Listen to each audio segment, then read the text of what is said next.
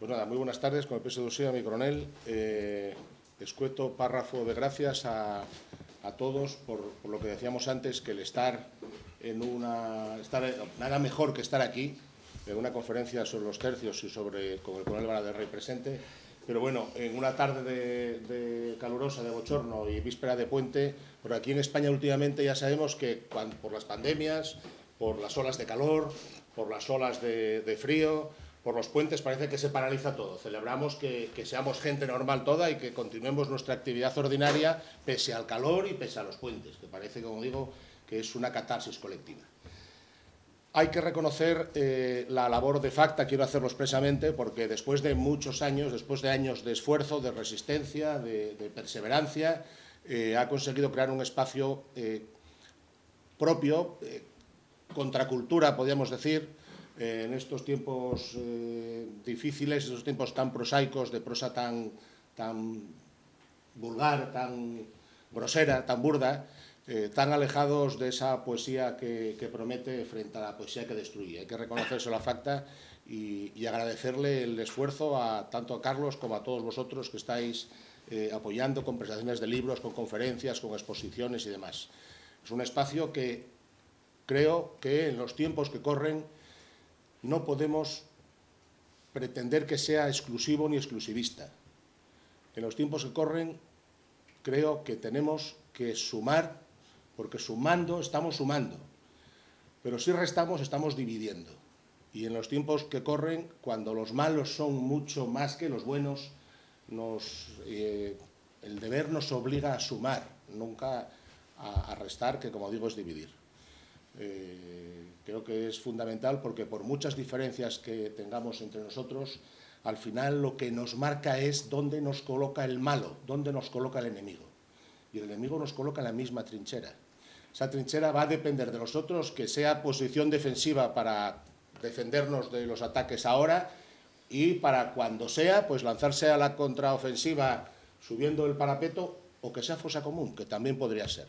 En buena parte va a depender de nosotros. Por eso, mis primeras palabras quiero que sean de reconocimiento, de agradecimiento a vosotros, agradecimiento al coronel, reconocimiento a FACTA y de sumar, por Dios, sumar. Nunca restar, porque restando, como digo, no restamos, sino que dividimos. Y eso es algo que los tercios no se permitieron. Los tercios no estaban sumando, no estaban restando, sino que sumaban, eran uno. Precisamente en la unidad estaba su fuerza. Esos tercios que son ni más ni menos que una de las raíces fundamentales de la historia de España, que son una de las cosas fundamentales cuando España tenía una empresa colectiva que superaba todas las diferencias que había en el momento. Cuando España y los españoles, el ser español era una de las cosas más serias que podían ser en el mundo. Los soldados de los tercios combatían por su honor, porque el honor es patrimonio del alma y el alma solo es de Dios. No combatían ni por la soldada, que en muchos casos era escuetísima cuando existía. No combatían nada más que por el honor y, sobre todo, combatían por su rey, combatían por el imperio y combatían por la verdadera religión, como ellos decían, la verdadera religión. Creo que es un ejemplo absoluto a seguir.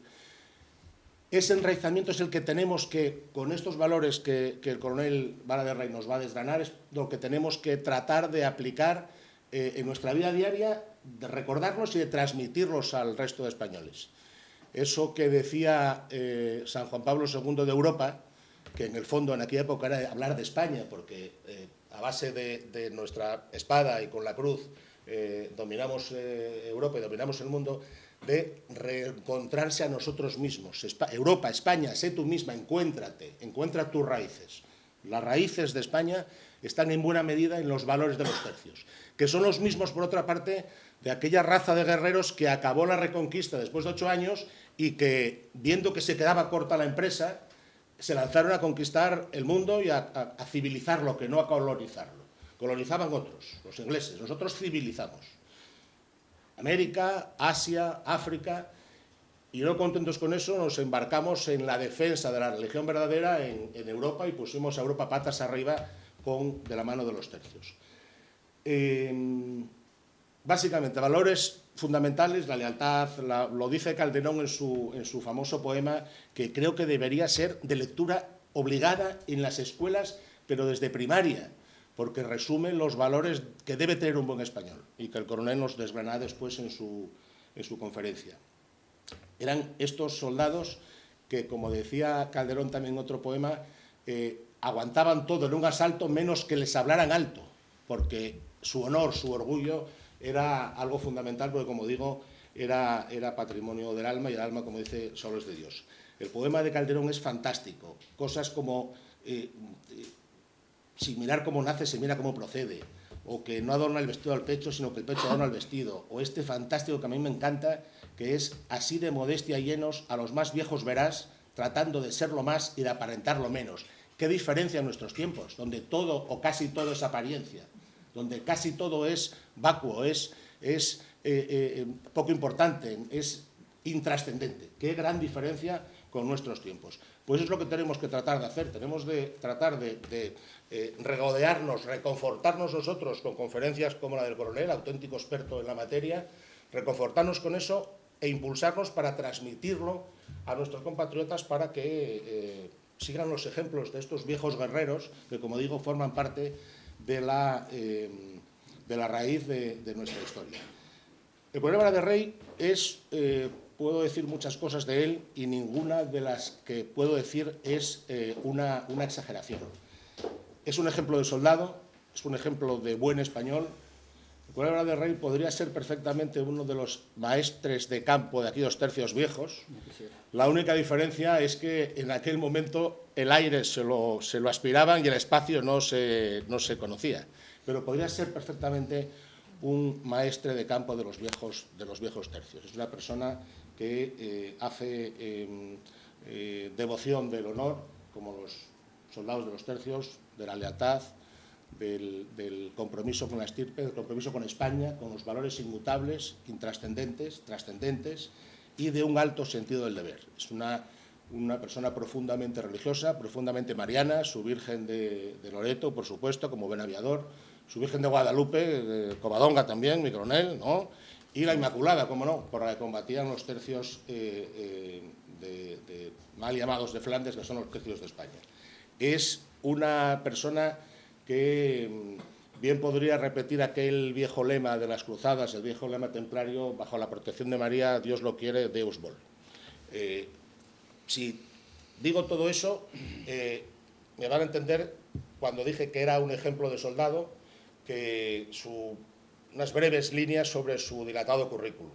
Es coronel del Ejército del Aire y también del Espacio, piloto de caza y ataque, lleva más de 40 años de servicio con más de 3.000 horas de vuelo, probador de vuelo del F-18, estuvo destinado en las bases aéreas de Morón, de Torrejón y de Gando, ejerció mando el 123 Escuadrón de Phantom, mando en el Grupo de Fuerzas Aéreas y Material del Área 46 en Gran Canaria y también en el Grupo de Apoyo de la OTAN en Sicilia. En misiones extranjeras participó en la guerra de Bosnia y Herzegovina y desplegó también en Afganistán. Tiene el curso de Estado Mayor, el curso de capacitación para el desempeño de los cometidos de oficial general y fue profesor de la Academia General del Aire. Su último destino, donde tuve el honor de conocerle y de servir de alguna manera a sus órdenes, fue en el CSDEN.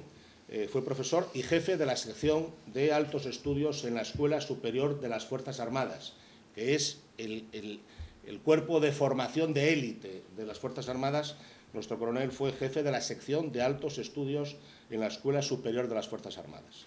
Hace unas fechas, no muy lejanas, fue noticia porque fue cesado de este puesto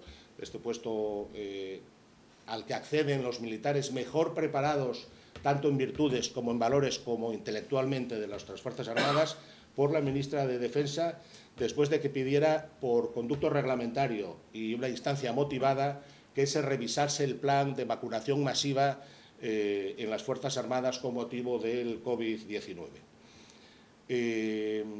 Sin más, mi coronel, yo no quiero robarle más tiempo, tenemos 1 hora. Quiero dar las gracias otra vez por estar aquí, como siempre, a las órdenes de Usía, y quedamos todos a sus órdenes y a disposición de esa conferencia tan magnífica, pese a los problemas tecnológicos que eso lo da el directo. Muchísimas Así gracias. que ahí, Micronegro. Gracias. Gracias.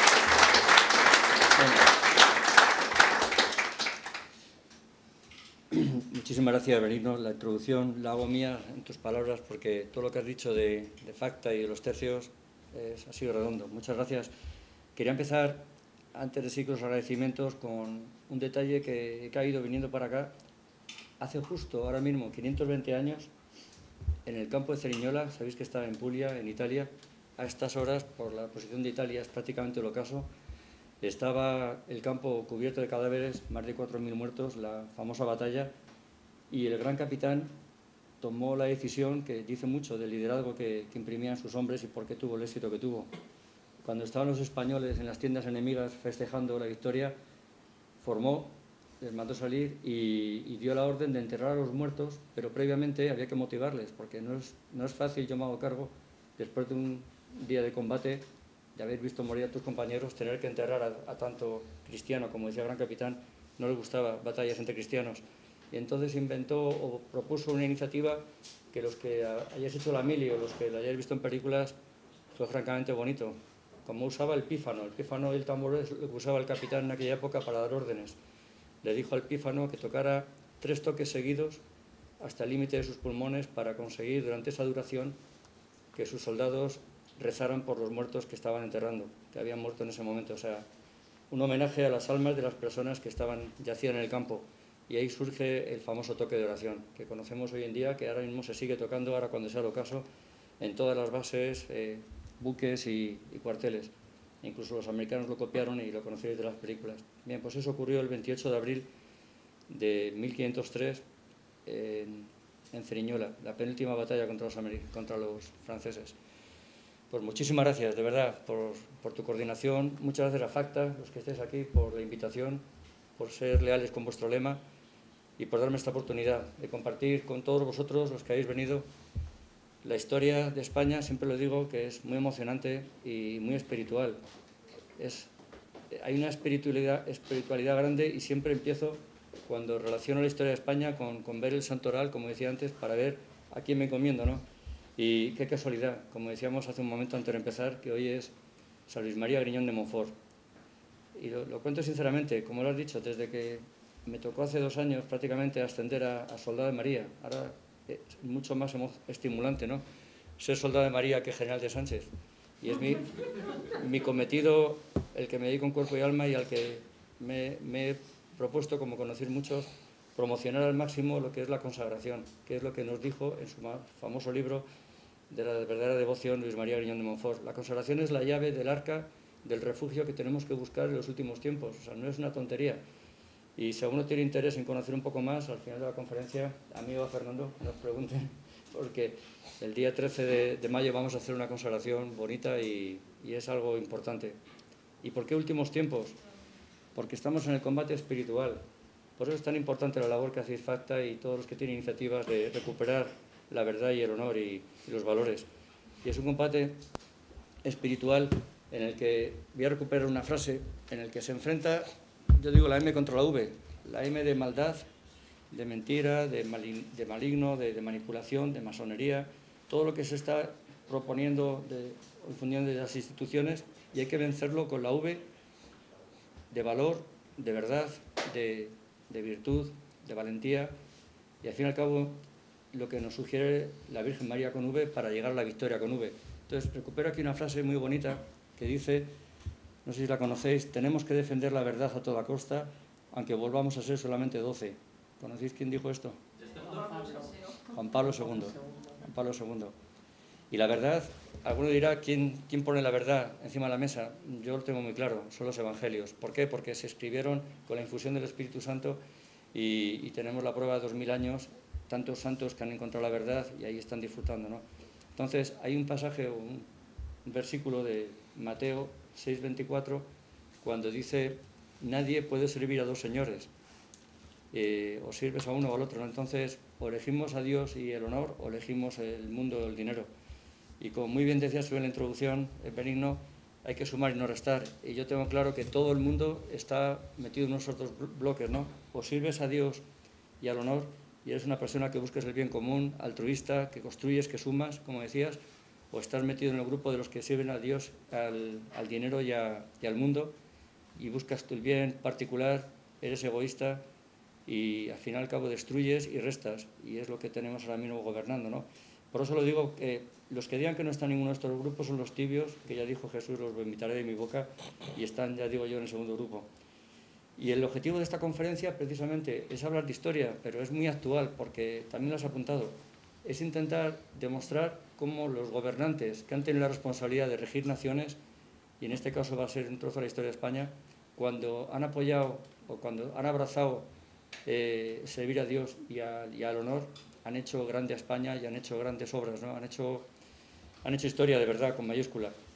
Entonces, recuerdo la frase de Hipólito Taine cuando dijo un francés, lo he dicho varias veces, cuando a final del siglo XIX escribió aquello de, siendo francés muy importante, ¿no? Dijo, el periodo sublime o superior de la historia de la humanidad, la España, de 1500 a 1700. A mí me impresiona mucho que lo diga un francés y que lo diga después de un siglo de liberalismo, ¿no? Y es que nos vamos a meter hoy en los tercios, y es fruto precisamente, o es un poco la espina dorsal de lo que ha sido esa España, lo que ha permitido que se desarrolle esa España, que tuvo un motor clarísimo en Isabel la Católica. Y aunque estoy alargando un poquito la introducción, déjame que lea la oración tan bonita que decía en su libro de horas Isabel, porque es bueno también recordarla e invocarla en una conferencia como esta, ¿no? Cuando decía, tengo miedo, Señor, de tener miedo y no saber luchar. Tengo miedo, Señor, de tener miedo y poderte negar. Yo te pido, Señor, que en tu grandeza no te olvides de mí y me des con tu amor la fortaleza para morir por ti. Esta oración que rezaba Isabel nos da un poco la idea de la espiritualidad que tenía, de cómo era una persona conectada a eso que he dicho al principio, lo que decía Mateo 6:24, ¿no? De apoyar a Dios y al honor, y recibía esa luz para comprender por qué ella recibió en 1468, cuando hace heredera, una Castilla corrupta, que estaba su hermanastro Enrique IV de per memoria, y dejó 30 y tantos años después, cuando muere en 1504, la España que conocemos hoy, que era el motor ya encendido y en marcha, lubricado para tirar para adelante con los tercios y con el imperio. Y es por eso, cuando una persona toma ese bando, recibe esa fuerza, porque humanamente es imposible entender todo lo que hizo Isabel, porque además no era solamente su propia persona, todo lo que contagió, o sea, todo lo que influyó. Ella, en todas las ramas de su época, y me gusta mencionar la cultura, la religión, el mundo militar, porque, por ejemplo, Nebrija es un ejemplo muy claro. Esto no lo vais a ver bien, pero es la carta original, el preámbulo de la gramática de Nebrija. Y hablo de marzo de 1492. Todavía no habíamos llegado a América, ni siquiera se había firmado, que fue en junio, el avituallamiento de los barcos. Y, sin embargo, dice la frase, a mi muy alta y esclarecida princesa doña Isabel, reina de España, siempre, recordar que siempre la lengua fue compañera del imperio. O sea, qué impresionante que Nebrija fuera a escribir esto sin que todavía hubiera crecido el imperio, porque ya estaba contagiado del espíritu que supo imbuir Isabel a su época. Y también qué curioso que gracias a esta gramática ninguno dudaréis que España consiguió transmitir los conocimientos y los principios que Isabel quiso imponer en América, en el sentido de que todos los indios, sabéis que tenían todos los derechos igual que cualquier miembro del imperio, y provocó esa frase tan bonita de Vasconcelos en el siglo XX en México, cuando dijo que España había conseguido hacer la raza cósmica, ¿no? Tantos miles de personas que rezaban el mismo idioma. Y sin embargo, España es el único país con un idioma tan potente, el único país que ha tenido un siglo de oro como el que hemos tenido, y el único país que prohíbe a sus ciudadanos estudiar en este idioma, ¿no? Es una paradoja tremenda, y eso está pasando hoy por aquellos que han elegido la segunda parte de Mateo 6:24. Y la religión, como decía, también la apoyo mucho a Isabel, porque era consciente de que la espiritualidad iba a ser el empuje suficiente para que todas aquellas personas que iban a América buscando oro y buscando aventura tuvieran siempre al fraile cercano, que es sus homilías. Y en este curso que estoy haciendo este año de historia hemos analizado homilías preciosas de los sacerdotes que iban a América, recordando siempre los principios que nos llevan al bien, al honor y a Dios. Y ahí tenemos a Cisneros, Talavera y a muchos otros, ¿no? Que fueron los que marcaron la pauta de la Iglesia, cuando realmente la Iglesia estaba unida a Jesucristo, a Dios, y no a la crucecita de la Declaración de la Renta. Y luego tenemos quién defendió todo esto, este programa, los tercios de Flandes. Y me gusta decir lo que es prácticamente la figura del gran capitán. ¿Por qué? Porque el gran capitán, al igual que Isabel, fue capaz de estar conectado a Dios y al honor y ser capaz de recibir esa luz para inspirarle y hacer la obra que hizo, que va a ser nada más y nada menos que dar el espíritu a los tercios. Por eso el título de la conferencia, el espíritu de los tercios, el imperio. Porque el gran capitán, sabéis que, bueno, vamos a hablar un poco más después, pero sabéis que se estrenó, nació en 1453 y se estrenó en la guerra de Granada, muy valiente, tenía 3 virtudes fundamentales: el valor, era el primero que subía con la escala las murallas de los pueblos que iban tomando a los árabes en la guerra de Granada, y era muy condescendiente con los derrotados, como demostró luego en Italia. Era un caballero. Sabéis que en la guerra de Granada se ganó, una clave fundamental fue el discurso en árabe que él dio en el Albaicín, pocos meses antes de rendirse Boabdil, porque sabía árabe y fue capaz de llegar ahí, hablarle a la gente y hacerles interiorizar que iban a perder esa guerra y que no valía la pena seguir. Y tiene mucho mérito todo lo que hizo el bando cristiano con los católicos, pero la clave de colarse un día allí jugándose la vida y decir aquel discurso habla de su caballerosidad y de su inteligencia. Y luego era muy devoto. Veremos luego algún ejemplo cómo todo lo que hizo en su carrera y en su vida estaba completamente orientado a la fe, inclusive siendo una persona de valorar mucho la lealtad, pero también os comentaba antes, la lealtad es bidireccional. ¿Y cuántos vasallos se pierde hoy España con los jefes que tenemos, ¿no? Si hubiera buenos señores. Pues el gran capitán, demuestra cómo su auténtico jefe era Dios cuando se enfrenta al propio Papa. El Papa, que era Alejandro VI, cuando en 1497 le pide ayuda para que abra el puerto de Ostia porque no deja subir suministros a Roma. Y qué interesante, cuando se entrevista con él, ya ha conseguido abrir el puerto, etcétera, y ha ganado todo el reino de Nápoles, y le dice el Papa: te recuerdo que tus reyes me deben mucho a mí, que les he nombrado católicos. Y esto está escrito en la crónica de Hernando el Pulgar. El gran capitán le contesta por escrito: mis reyes de Castilla y Aragón no te deben nada. Santidad, tienes que ser consciente, o tienes que ser consciente de que ellos sirven a Dios, el único Dios, y que usted debería tomar nota porque con su conducta está dejando en muy mal lugar a la Iglesia. No tuvo ningún reparo en reprimir al Papa, igual que no lo tuvo en reprimir a su rey Fernando. Nunca tuvo problemas con Isabel, pero con Fernando, cuando tomó Gaeta, una pequeña anécdota, puso 2 carracas requisadas, que eran ya españolas, para repatriar o mandar a Francia a todos los derrotados. Y ahí el rey Fernando le regañó, y muy caballeroso le contesta a su rey, le dice: le recuerdo que Jesucristo ante todo era misericordioso, antes que justo, ¿no? Y aquí se trata de imitar a Jesucristo y que nos ha dado una victoria y un reino. Y por eso ahora se entiende un poco cómo Fernando tuvo esas rencillas, ¿no? No admitía elecciones de nadie. Bueno, ha sido un poco larga la introducción, pero voy a hablar ya en los próximos minutos de 2 partes. Cómo se crean los tercios, que ya he adelantado un poco la figura del gran capitán, y la estructura, etcétera, y luego el momento de la historia en el que yo considero que se consolida el imperio, que es cuando España tiene que proyectar una fuerza a 2.000 kilómetros y encima durante 80 años con apoyo logístico y con una serie de inconvenientes, que eso nada más que lo puede hacer un imperio.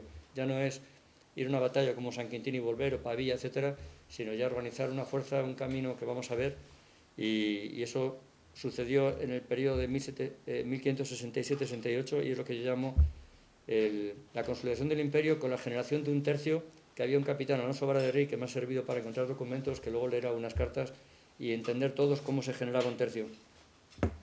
Bien, pues los tercios de Flandes, la palabra tercios tiene muchas opiniones. Unos dicen que vienen de los tercios romanos, etcétera. Yo creo que vienen de una ordenanza que leeré después, de 1497, cuando habla de las 3 partes, que estaban los de la espada, la rodela, y escudados. Luego estaban los piqueros y luego estaban los ballesteros o arcabuceros. Pero el gran capitán va a conseguir, con su experiencia en Granada, y luego cuando le nombran jefe de la fuerza que va a ir a Italia, sabéis que fueron a Italia en principio no para conquistar aquello, sino para defenderla de los franceses que querían conquistarla, pero sobre todo por un tema religioso, porque el Papa levantó la mano y pidió ayuda. Pues el gran capitán va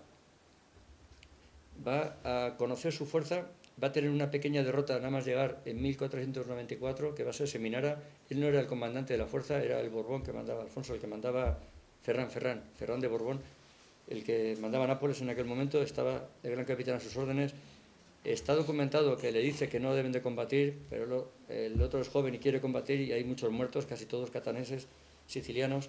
Y esto significa que a partir de ahí jamás volvió a perder una batalla el gran capitán, y va a estar durante varios años, desde el año 94 hasta el año 97, que ya termina esta primera campaña, esquivando a los franceses, conquistando posiciones y castillos, y cuando él lo consideró oportuno, dando batalla. Y a partir de ahí, utilizando el terreno, influyendo en la instrucción de los soldados, porque él aprendió lo que era escuadronar. Aparte del armamento que veremos luego, los soldados tenían que recibir una serie de órdenes con el pífano y con el tambor, como decía, y ser capaces de identificar la amenaza y moverse rápidamente. Y eso es una instrucción que el gran capitán no inventó, pero de alguna forma sí, lo inventó, porque fue el que escribió libros sobre eso, y prácticamente utilizando el terreno, una cosa que casi nunca se había hecho antes, de ser capaces de ver cómo está el terreno, elegirlo tú, llevar al enemigo a que vaya ahí. Y ahí cuento la anécdota bonita o interesante de la batalla de Bicoca. El gran capitán muere en 1515 y su brazo derecho en las grandes batallas italianas era Prospero Colonna, que era un italiano de una buena familia italiana y era su capitán. Bueno, pues en 1521, después de haber muerto el gran capitán, la batalla de Bicoca, que era cerca de Milán, se enfrentaron los tercios, que eran soldados del imperio, italianos y españoles, contra los franceses y suizos. Y en esa batalla hubo más de 3.000 muertos franceses y suizos y ningún imperial. Y todo fue porque Próspero Colonna, aparte de emplear todo lo que le enseñó el gran capitán, se colocó en una loma por la parte de la caída de la loma y dejó que los franceses corrieran cuesta arriba, que tenían ansia de batalla, estaba esquivando también durante unos meses, tenían ganas sabían que iban a ganar los franceses porque eran casi el doble, pero se colocó en una posición que cuando llegaron cansados los franceses arriba, sacaron los arcabuces los españoles y fue una matanza, desgraciada matanza, pero fue una bicoca, ahí viene la frase, ¿no? Y la última cosa que quiero comentar antes del armamento es que el gran capitán tuvo muy claro lo de la moral, saber que los capitanes tenían que combatir delante de los soldados y que los capitanes tenían que ser capaces en el momento de hacer la leva de instruirles moralmente, de imbuirles de este principio de seguir a Dios y el honor de la nación y el objetivo que se buscaba el imperio, y dejar ya para un segundo plano a su alférez y a los sargentos la instrucción técnica, ¿no? Lo que era el armamento.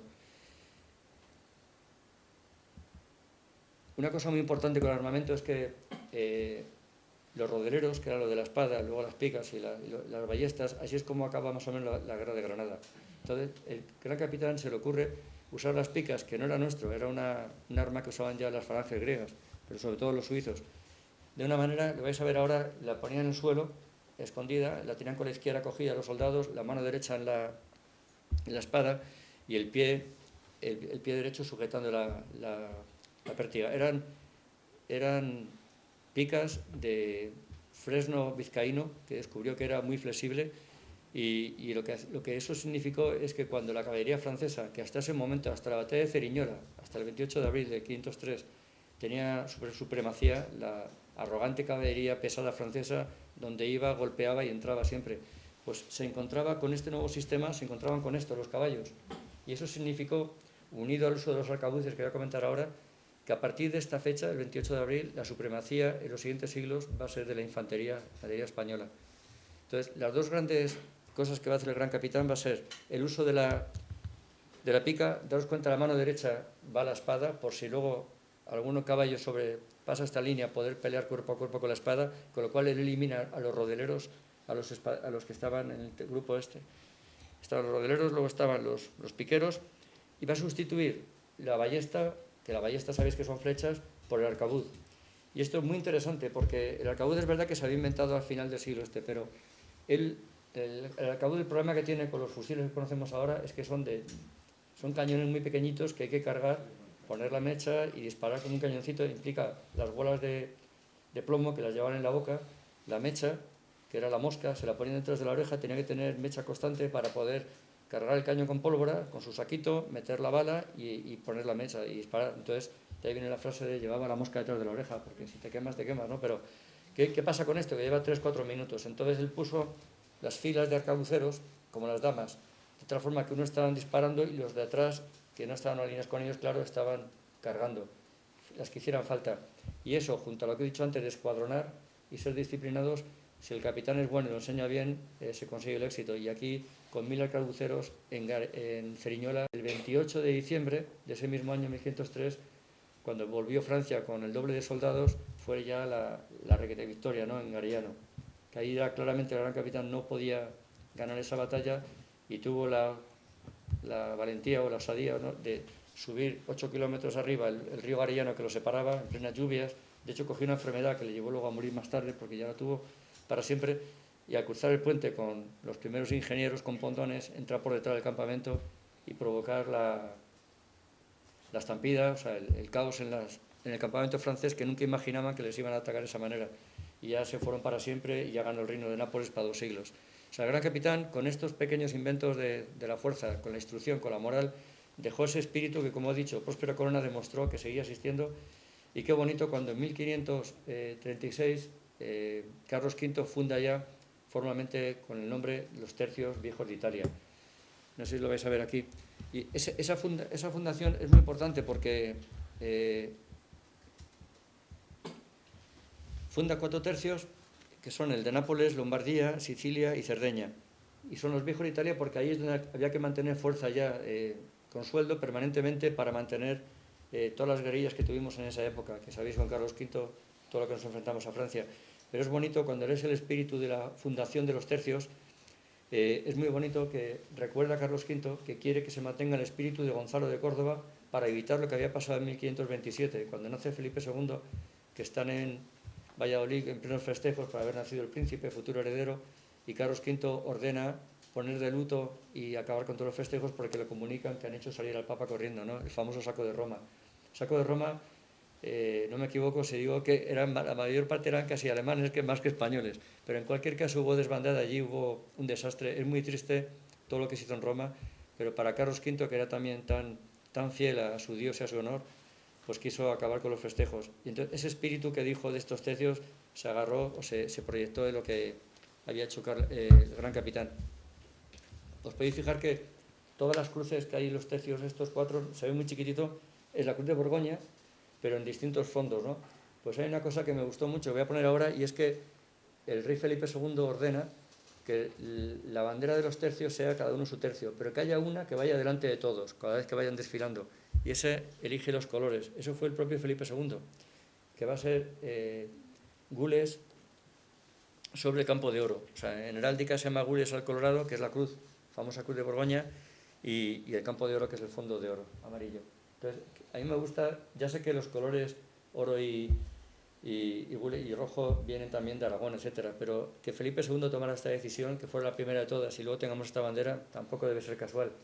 Y aquí voy a contar una pequeña anécdota, sin alargarme mucho, pero que es bonita, porque ¿sabéis dónde viene la cruz de los tercios de Flandes? De que tengamos esta cruz aquí. Pues ¿De la herencia borgoñona de Carlos I? Eso sabe todo el mundo, pero a mí me encantó este documento, que le voy a leer ahora. Este documento, que es de 1227. ¿Por qué? Porque yo, iba a decir no tengo nada, sí que tengo. No me cae nada bien Felipe el Hermoso. Felipe el Hermoso, el poco tiempo que vivió, hizo mucho daño y tenía proyectos muy malos, ¿no? Entonces, me da pena pensar que esta cruz tan bonita la tengamos desde Felipe el Hermoso. Y este documento que paso a leeros es de 1227, gobernaba en España, bueno, el rey era San Fernando, y San Fernando, cuando acabó, sabéis que nació en 1200, cuando acabó con todos los problemas entre Castilla y León, y entró ya por fin el León, en el año 1224, la famosa reunión del Castillo de Muñoz expuso su propósito, ¿no?, a los nobles, y dijo: queremos acabar ya con la Reconquista, y propuso que cada verano se conquistara una plaza, y esta fue la primera de todas, fue Baeza. Luego ya vino Écija, Córdoba, Morón, etcétera, Sevilla ya en 1950 y algo. Pero fijaros qué frase dice, esto es de la crónica, la encontré sin mancas: entró el conde López Díaz de Haro con 500 infanzones de Castilla por la puerta que hoy llaman del Conde. Fue esta feliz entrada el día de San Andrés, 30 de noviembre de 1227, la que mandé la instancia, a propósito, y por celebridad de este día se enarboló en Baeza la cruz y las banderas, el aspa del santo, y de esta casual ceremonia quedó en nuestros reyes el estilo santo de llevar por divisa en sus banderas el aspa de San Andrés. O sea, yo me gusta muchísimo más pensar que no es de Felipe, que es de San Fernando, ¿no? Bueno, y entonces aquí tenemos más o menos lo voy a leer ahora la estructura de un tercio. ¿Cómo se crean los tercios que Carlos V, como he comentado, ha fundado, ¿no? Todos tienen un maestre de campo, como mencionabas antes, 3 coroneles, cada uno jefe de una coronelía, y luego 4 capitanes. Y cada capitán en su compañía tenía unos 300 hombres, con lo cual el tercio como eran 12, tenía 250 hombres por compañía, por 12, 3.000 hombres. Era prácticamente un tercio. Variaba, pero era una buena referencia. Y luego cada capitán tenía su alférez muy importante, y luego el sargento, los cabos, furrieles, un capellán fundamental, el barbero, etcétera, ¿no? Y así era la composición de los tercios. Así funcionamos durante 200 años. Y era bonito porque cada vez que iban a hacer el reclutamiento, el capitán tenía que recibir del maestro de campo la bandera. Y la bandera no era una cosa cualquiera. Tenía que ser una bandera bordada, que era cara, muy costosa. Y con esa bandera él nombraba a su alférez, lo sé por los documentos de Alonso de Vara de Rey, y se iban a un pueblo con el tambor, que también había que nombrarlo pronto, llamaban a la plaza, llegaban los jóvenes, leían las condiciones y se empezaron a alistar. Y como dicen los documentos, tenían que moverlo rápido para que no se arrepintieran, porque se iban con la fuerza, se la tenían que ir llevando luego hacia el puerto para embarcar y ir a Flandes, ¿no? Pero había mucha motivación. Me refiero a que era muy bonito reclutar gente en aquella época porque era la motivación del imperio, era algo grande que unía a todos. Como decía antes, cuando desde el primer gobernante hasta el último soldado eligen ese bando de San Mateo, de Dios y el honor, era muy fácil conseguir gente. Y eso que ponía unas condiciones entre 20 y 50 años, no casado, etcétera, pero era fundamental. Y en el tramo que iban hasta el barco, el capitán era el que daba la instrucción moral, y como decía antes, los alféreces y los sargentos la instrucción en armamento. Y la instrucción moral incluía incluso los socorros. La palabra socorro, lo vamos a ver luego, era como el sueldo, y es porque muchas veces no llegaba la paga y el propio capitán pagaba de su bolsillo, demostrando una vez más, como yo decía, que habían elegido el bando que no era el del dinero. Bueno, pues había 3 documentos muy importantes en reclutamiento, lo que era la patente, que como digo, se la daban en combate, era muy importante eso, que el que te nombraba capitán te había elegido combatiendo. Cuando pasan los años y ya nos metemos en el siglo XVII y empiezan a mandar documentos a una sección que había aquí en Madrid y empiezan a engrosar los expedientes de los capitanes y ya no se elegían en combate, empezamos a perder en Europa. O sea, era una clave fundamental, que el capitán se eligiera combatiendo y a la vez él eligiera combatiera con sus soldados. Antes he leído esta frase, como iba a leer a Calderón porque me gustó ponerla, os la leo, por aquello de que todo el mundo podía acceder, quitando estas condiciones que he dicho de ser soltero, etcétera, pero todo el mundo podía ir a pelear, ¿no? Y podía escalar. O sea, un capitán llevaba normalmente 10, 15 años de servicio y ya podía escalar. Y entonces decía la frase de Calderón, que fue uno de los soldados reclutados, es muy bonito. O sea, Calderón vivió los tercios desde dentro, por eso es muy bonito todo lo que has leído antes. Y la frase esta del mundo en que nadie espere que ser preferido pueda por la nobleza que hereda, sino por la que le adquiere, porque aquí la sangre excede el lugar que uno se hace y sin mirar cómo nace se mira cómo procede. Maravilloso Calderón. Bien, pues hasta aquí lo que yo quería contaros de los tercios. No he abarcado mucho, pero por meterme ahora en lo que es la consolidación del imperio. ¿Qué ocurre en 1567? ¿Qué cambio fundamental para entender por qué España tiene que tomar la decisión de proyectar una fuerza y generar tercios, aparte de los 4 que ya había comentado? Simplemente que el protestantismo, sobre todo el calvinismo, se había extendido por todo Flandes, y entonces, sobre todo con el tema de la Inquisición, una serie de conflictos en el año 66, y Felipe II manda una carta al rey, que la voy a leer porque aquí dice claramente el espíritu de las órdenes que reciben los tercios. Le dice: ¿podéis asegurar a su santidad? Le manda Felipe II a Vaticano, que antes de sufrir la menor cosa en perjuicio de la religión o del servicio de Dios, perdería todos mis estados y 100 vidas que tuviese, pues no pienso ni quiero ser señor de herejes. Y si no se puede remediar todo lo que yo deseo, sin venir a las armas, estoy determinado a tomallas.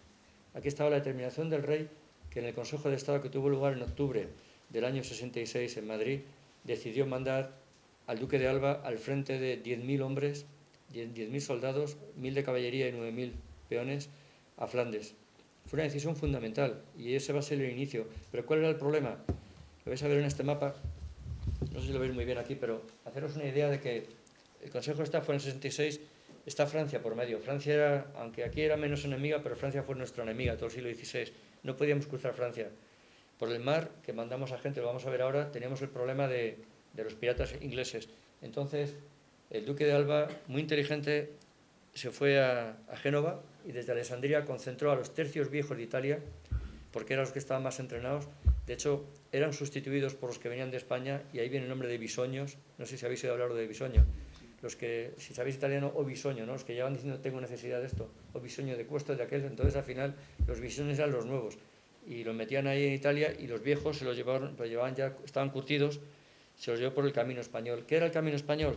Era una ruta que era todo territorios afines al rey. Estaba Saboya, Filiberto Saboya, estaba el Franco Condado, Alsacia, Lorena, Bélgica, Luxemburgo sobre todo. Entonces era un camino que te garantizaba amistades con el rey de España. Entonces los intendentes lo hicieron muy bien porque fueron por delante, y en las familias de los pueblos les iban pidiendo cuántos podían alojar en cada casa. Y les daban un cap de logement, que llamaban, era una especie de pagaré. Y siempre cobraron. O sea, funcionó durante 80 años por eso, porque cuando llegaba el ejército se dividía en 3 partes, lo vamos a ver aquí. No podían ir los 10.000 juntos, y menos ir a... porque andaban cada jornada 30 kilómetros. La primera parte era vanguardia, la mandaba el duque de Alba, la segunda le llamaron batalla, la mandaba Hernando de Toledo, y la tercera el capitán Vincio, que era italiano, la retaguardia. Entonces, cada vez que levantaba una posición, entraba la siguiente.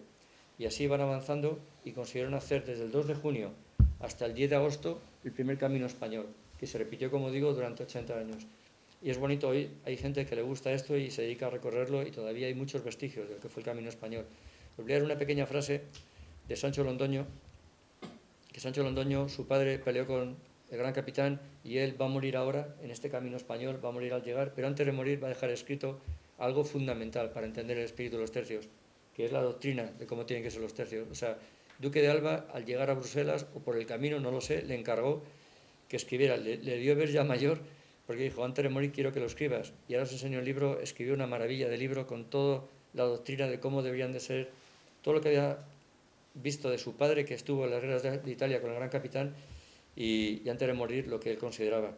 Bueno, pues dijo, y en suma, caminando en 68 jornadas, con un ejército formado de 9.000 infantes españoles y 1.000 caballos ligeros de la misma nación y de la italiana, por donde jamás se oyó que otro pasase, eran todos los Alpes, haceros la idea.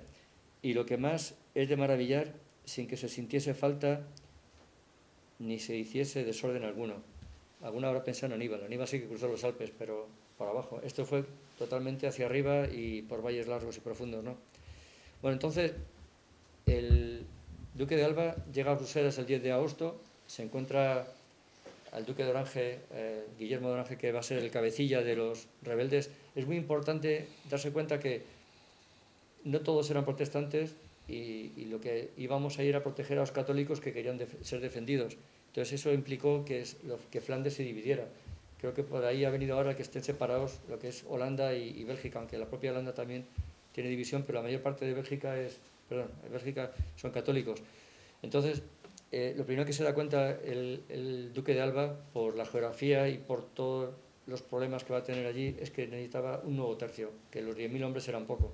Y es cuando vais a ver ahora las cartas que empieza a escribir el rey para que le mande gente, que es donde entra en acción Alonso de Vara de Rey.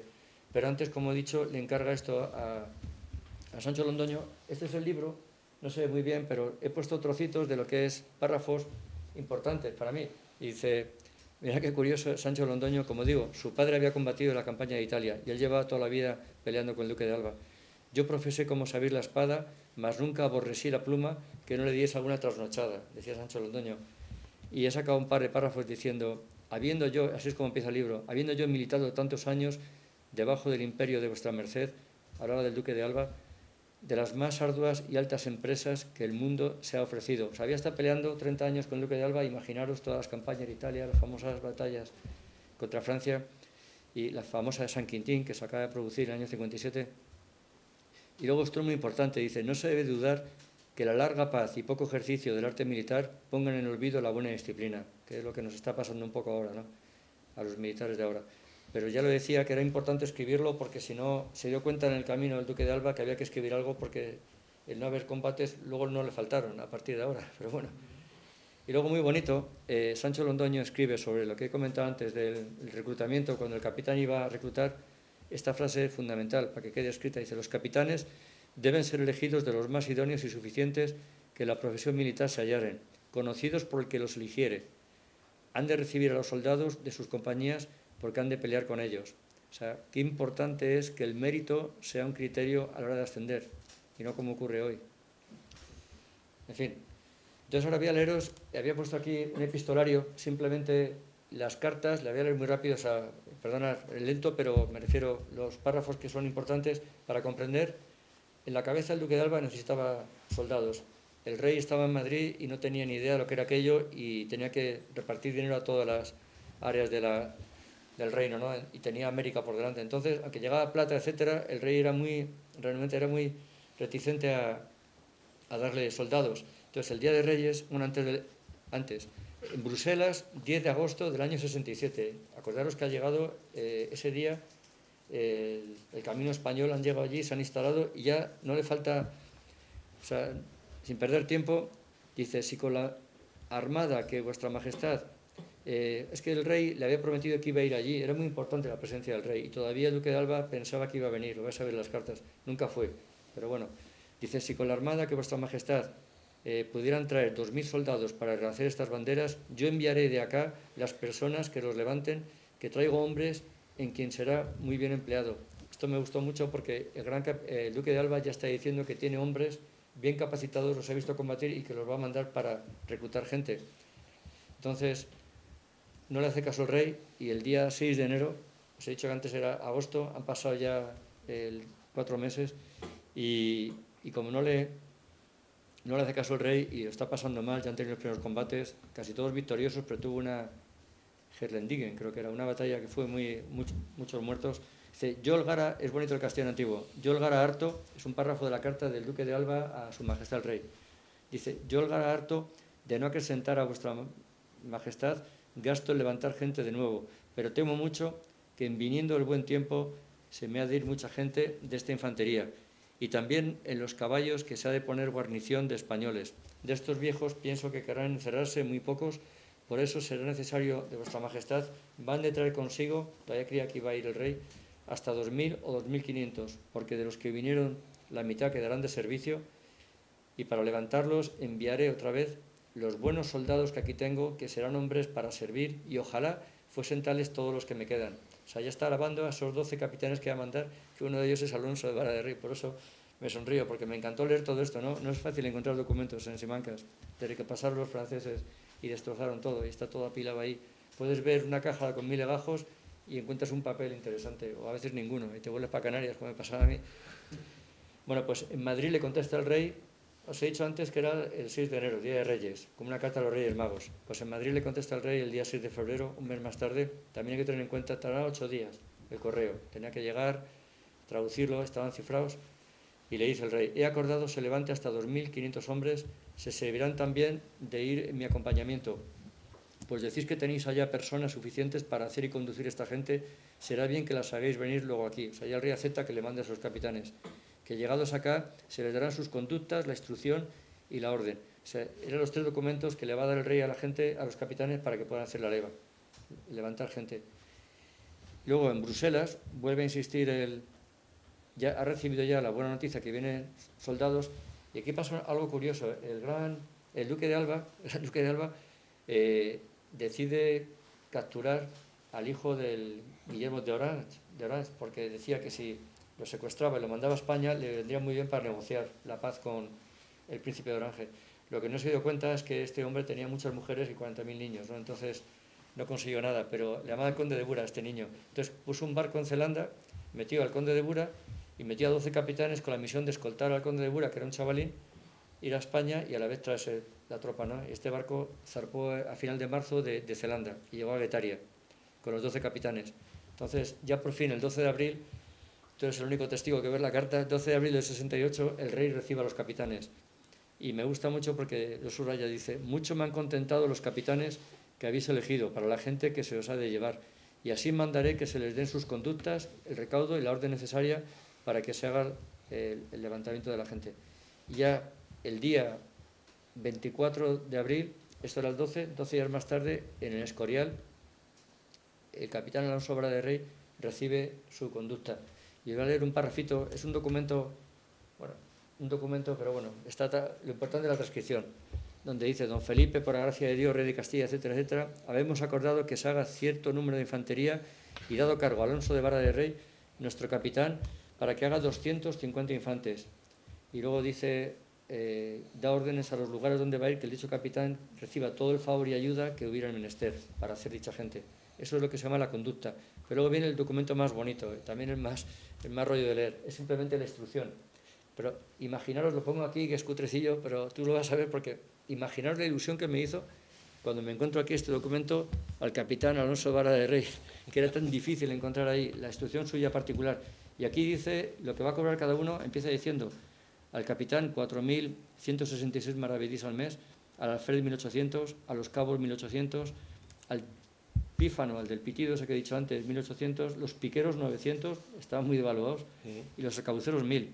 Y una frase muy importante que la he traducido aquí: las 2/3 partes de dicha gente han de ser piqueros y la otra tercia va a ser arcabuceros. O sea, de los 3/3 que se hablaba al principio, al acabar la guerra de Granada, el gran capitán va a dejar solo piqueros y arcabuceros, con más importancia los arcabuceros. Y aquí cuenta cómo tienen que llevar sus arcabuces preparados, etcétera. Bueno, pues aquí empieza una carrera ya de prisa, como decía el rey. O sea, Duque de Alba le dice al rey que por favor habitúe los barcos cuanto antes y que hagan la leva pronto, porque le daba mucho miedo, era muy listo el Duque de Alba, el invierno, el mal tiempo. El plan era llevarlos a los puertos del norte y llevarlos en barco. Entonces, el 16 de agosto dice el rey al Duque de Alba: de Laredo me escriben que a los 28 de julio quedaban embarcadas las 4 compañías, tenían que ir 12, de manera que si les ha servido el tiempo es verosímil que las ternéis allá, decía. Y luego decía: las otras 8, falta 8 por llevar, he mandado que así mismo caminen y el comisario está con ellas dándoles priesa. En fin, no leo más, pero el rey estaba muy involucrado en que mandara avituallamiento, el comisario, los soldados, los socorros, y que fueran cuanto antes, porque no leo aquí cartas que mandaba el Duque de Alba: por favor, majestad, métales prisa. Entonces, dice el día 4 de septiembre del 68, otra vez el rey al Duque de Alba: las 8 van marchando derechas a Santander, las anteriores salieron de Laredo, donde se hace cuenta que llegarán a los 10 o 12 del presente, y tienen orden de seguir embarcando como fueren llegando, y todos los capitanes escriben que la gente es muy buena. Pues en Escorial otra vez, el día 15 de septiembre, una semana más tarde, las 8 compañías deben estar ya a la legua del agua, por ventura embarcadas, porque se les ha dado la priesa posible. Me hace gracia el rey, qué preocupación tenía por lo que le había pedido el Duque de Alba. Y el 24 de septiembre las 3 habían de embarcar, bueno, viene a decir cómo se separan en dos bloques. Lo importante, que el capitán Alonso Vara de Rey zarpa de Santander en una nao que habían requisado desde el consulado de Burgos y se llamaba Los Tres Reyes. Con su compañía eran 250 soldados, con mujeres, mozos y cargamento de lana. Era una nave vasca de Ochoa de la Rea y Juan de Vallecilla, que eran de Portugalete, y era una nave que normalmente comerciaba lana con Flandes, y esto lo requisaba el rey para el servicio de la corona. Pero va a haber una anécdota muy curiosa por eso de que es una nave que la pilota un piloto o un navegante, y el militar que manda la fuerza solo manda la fuerza, no manda en el barco. ¿Por qué? Porque vais a ver ahora. Pero bueno, aquí es un pequeño esquemita de cómo salieron las 12 compañías, en qué fecha, en qué barcos, y al final lo importante es que llegaron todos menos 2. ¿Por qué? Pues porque les pilló, a pesar de toda la priesa del rey, un temporal tremendo.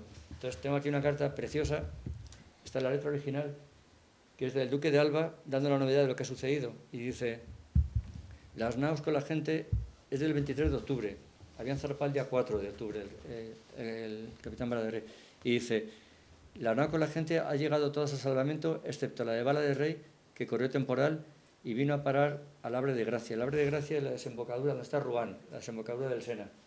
Y dice: casi abierta la nave, salvóse la gente y el dinero. Como don Francés le tiene que escribir. Francés de Álava era el secretario del embajador que estaba en París. Entonces encontré la carta de Francés de Álava dando la novedad. No la voy a leer, pero es una carta preciosa que le da la novedad desde París, porque se presenta al alférez de Vara de Rey y le cuenta lo que les ha pasado y les va a dar todos los auxilios para mandarlos a Flandes por tierra.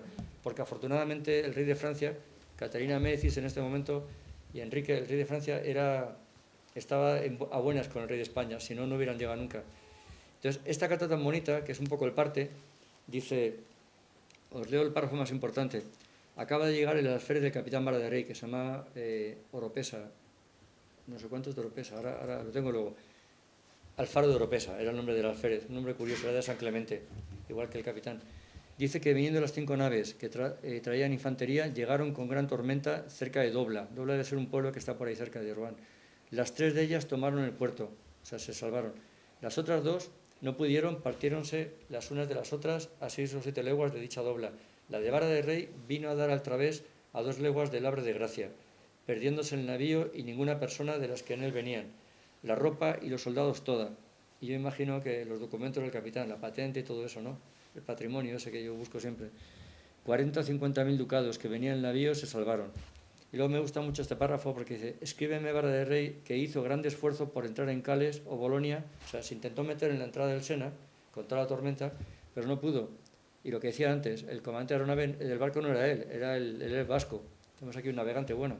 Era el vasco el que decía dónde tiene que ir el barco, pero el capitán lo intentó. Grande, esta frase es genial, grande es la alegría que estos han tenido, escribe Vara de Rey, de que el duque de Alba les haya enviado a pedir gente. Lo que decía antes de la motivación del imperio. O sea, en este follón que acaba de hundirse el barco, que ha salvado a la gente, pero que está dando la nave del rey, le escribe el Vara de Rey que la alegría que les ha dado que les ha metido en esta misión. O sea, estaban completamente metidos en la película esta de lo que era el imperio y lo que era el honor de España. ¿Y qué va a ocurrir? Bueno, de esas 2 naves se pierden 2. Una hace lo que dicen los navegantes, hacen bien, se va hacia la tormenta y llega al puerto de Plymouth, pero esa nave va a traer muchos problemas a España y al final va a derivar la famosa batalla de Inglaterra de la Armada Invencible, porque la requisa la reina de Inglaterra, empieza a pedir un rescate, el rey no quiere, en fin, empiezan las tensiones y acabamos con la batalla, lo que intentó ser la Armada Invencible. Y la de Vara de Rey, ¿qué pasó? Pues que el comandante del barco quiso poner rumbo también a la tormenta. Dicen que hay que ir hacia el viento porque, o sea, si te dejas llevar por el viento te lleva contra las rocas. Entonces había que ir hacia la tormenta y esperar que dentro del mar, aguantando la tormenta, que amainara. Pero los soldados de infantería, muy valientes en tierra, eran todos de la Mancha, muy valientes con el mosquetón y todo esto, pero en el mar venían ya de toda la tormenta, estarían todos devolviendo, fatal y tal, y armaron los arcabuces y apuntaron al comandante del barco. Entonces, este documento que se ve también tan mal es de los que más feliz me hizo, porque es la reclamación que hizo el dueño del barco años más tarde, o 2 años más tarde, a Felipe II, ¿no? Un año más tarde, porque decía que el barco se había enriquecido, no sé qué seguro firmaría, pero le cuenta la película de todo lo que ha pasado. Entonces, le voy a leer muy rápido los párrafos más importantes, y dice: en esta nave se embarcó el capitán Vara de Rey con 250 soldados, mujeres y mozos. Esto se lo escribe el rey al duque de Alba para que investigue lo que ha pasado, porque se lo ha contado Ochoa de la Rea. Salió de su viaje desde el puerto de Santander para esos estados y al cabo de 11 días de navegación por el canal de Flandes entre Inglaterra y Francia, con tormenta y mal temporal que les sobrevino, dieron sobre el Abre de Gracia, de Nova, entrada del río de Rouen, que es el Sena, en Francia, y que, reconocida la dicha tierra por el maestre y piloto de la dicha nao, Ochoa de la Rea y Vallecilla, Juan Vallecilla, por se apartar del peligro en que se hallaban y seguir su viaje, quisieron dar la vuelta al mar, lo que comenta, ¿no? Y en ese momento, entendiendo esto por el dicho capitán y soldados, les hicieron fuerza pidiéndoles echasen allí en tierra, por donde querían ir a esas partes, por no se ver en el peligro pasado. O sea, querían cuanto antes bajarse el barco. Y que todavía viendo por el maestre y piloto que si no daban la vuelta de la mar se perdería la dicha nao, y queriendo esto poner en efecto los dichos capitán y soldados con sus arcabuces cargados, les amenazaron, de manera que les fue forzado a hacer lo que pedían, y así, acercándose a tierra, por echar en ella la dicha infantería, se encalló la dicha nao y se perdió. Y aunque se salvó la dicha gente, perdieron en ella más de 5.000 ducados, que es lo que reclaman. Entonces, me vino muy bien este pleito por saber lo que le había pasado al capitán. Al final, con la ayuda del rey de Francia, el capitán Vara de Rey va a llegar a Bruselas, y el día 8 de octubre del año 68 se funda el tercio de Flandes, propiamente dicho, con sus 12 compañías, que al final, bueno, no lo veis ahí, pero están aquí los nombres de todos los capitanes: Pedro Brasco, Juan de Ayala, Alonso Núñez, Baltasar Franco, etcétera, todos los capitanes, la de Vara de Rey también, y total 2.427 hombres. Faltan todavía los que se fueron a Francia, a Plymouth. O sea, no son los 3.000 que decía antes, pero bueno, recordar que le pedía el duque de Alba al rey, le pedía 2.000, 2.500. Y mira qué documento más bonito, en fin, se ve mal y se ve poco, ¿no? Pero es, unos meses más tarde, el pagador Francisco Elizalde, las pagas que hace para para el tercio que se ha formado, y ahí es cuando vi por primera vez escrito el tercio de Flandes. Como digo, se crea el tercio propiamente dicho de Flandes, no son los tercios de Flandes, sino el tercio de Flandes, que todavía hoy en día existe el batallón de Flandes en el ejército de tierra. Entonces, Francisco Elizalde, a la dicha data de enero del 69, 4 meses más tarde, dice: las pagas y socorros que dije antes, que don Gonzalo de Bracamonte, maestre de campo del tercio llamado de Flandes, a los capitanes de Flandes. Y qué bonito cuando encuentro aquí el primero de todos, a la compañía del capitán Alonso de Vara de Rey tal, y los números romanos. Estas eran las cuentas que hacían los pagadores para pagar a sus tercios. Llevaban perfectamente control cuánto en números romanos, cuánto pagaban hasta el último duro, esos 5.000 ducados que se salvaron, porque era para Felipe II muy importante y para que funcionaran los tercios del imperio, llevar las cuentas lo mejor posible. Y en fin, al final, tanto buscar, me encontré otro legajillo pequeñito en el que ya me entero que el capitán ha muerto. ¿Y por qué me entero? Porque es la paga que le dan al faro de Oropesa. Y dice: al faro de Oropesa, alférez que fue de la compañía del capitán Alonso Vara de Rey, difunto, tantos maravedíes. Es decir, que en enero del año 71 ya está muerto. Todavía no he averiguado cómo murió, pero me lo imagino, ¿no? De todas formas, esto ha sido, puedo contaros, la génesis de un tercio desde que lo pide el duque de Alba hasta que se lo facilita el rey, y todas las vicisitudes de ir, levantar, llevar a la tropa, en fin, lo que os he contado de instruirlos para que llegaran allí y estuvieran dispuestos a pelear.